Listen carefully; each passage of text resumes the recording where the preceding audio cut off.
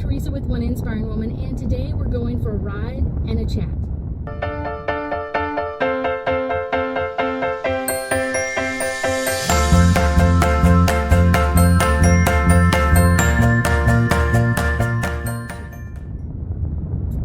So today I want to really talk about kind of when someone comes up to you and they have thinking that you've kind of outgrown.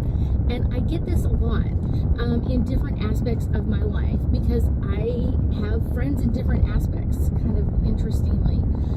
But I just thought it was very interesting, so I thought we'd chat about it while I drive. So kind of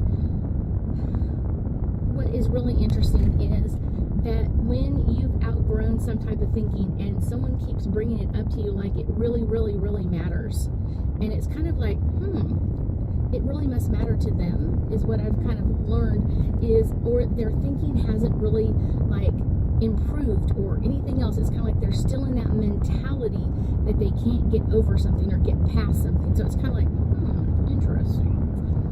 But I've had this happen in a couple of different areas of my life, so I thought we'd chat about it. So this is one of those, I was told by a friend, or kind of an acquaintance, a couple of weeks ago that I wasn't part of the in crowd.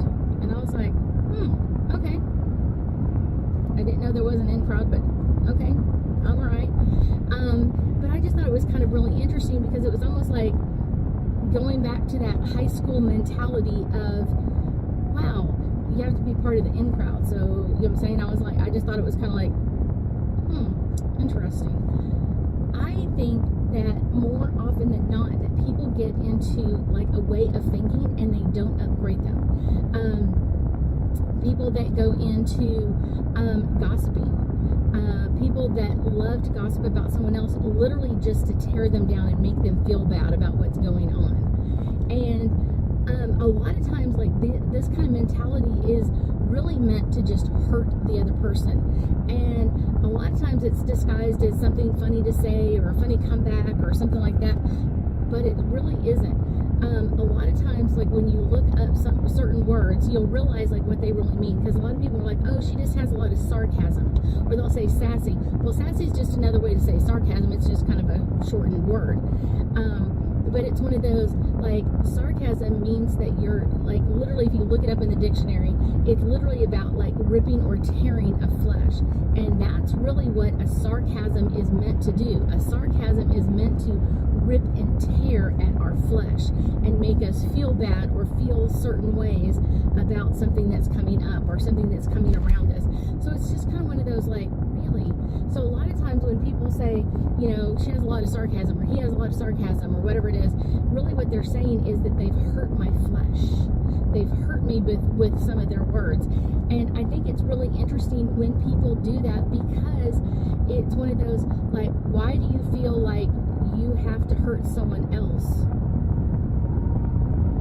That's an interesting one, because I think that's part of the interesting part of being part of this world is sometimes for no reason someone will feel like they have to throw some sarcasm at you or something like that, and it's literally more to kind of tear at your flesh or make you feel bad. And it's usually because they feel bad, so they want everybody else to feel bad about them. Or they'll say something that's just kind of weirdly rude. It's kind of like, what? I will say that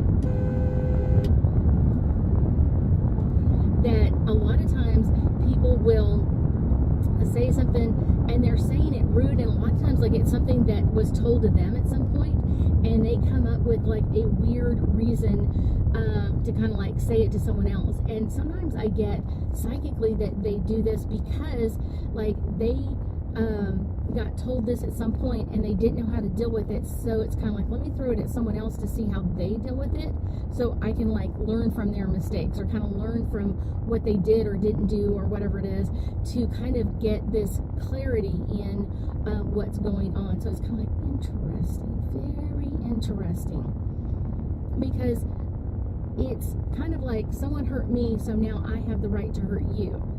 And to me, that's really old school thinking, literally kindergarten, first grade, second grade, of when you say something mean to someone else, and it's only because someone told you that, or that someone else doesn't fit, or doesn't belong, or doesn't whatever. I think those are kind of like interesting ones, and a lot of times it's because that person has been hurt by those words.